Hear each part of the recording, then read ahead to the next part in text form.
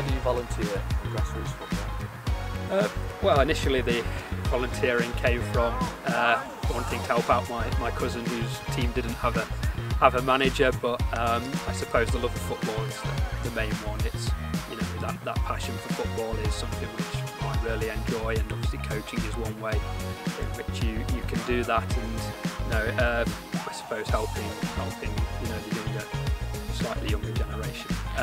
get an opportunity to play the game which I love is something which drives me forward in that regard. What is the relationship that you have built with the team like? The relationship's really good. It's obviously one which has been built over a really long period of time, because we've had players right from under 8 through to obviously under 18s, which is the core of the squad.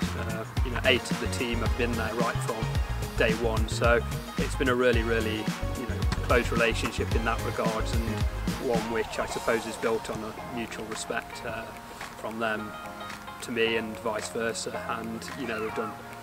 played a lot of games, and we've obviously done a lot of various other activities, whether it's going to watch Derby as a team or going on trips abroad, and you know, it's been really well supported by them and the parents as well in the team.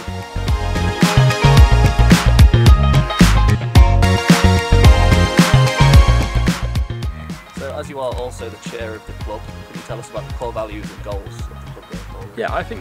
suppose the core value for any club, and particularly for ours, is just making sure that, you know, you give every player, regardless of ability, a safe and enjoyable environment for them to play, and I suppose that's what guides all the decisions we have at the club. So as a coach and a role model to young people, how do you communicate with and support your players? So I suppose one bit is putting accountability and trust in them, and one thing we do is obviously let the players have ownership over their own game, and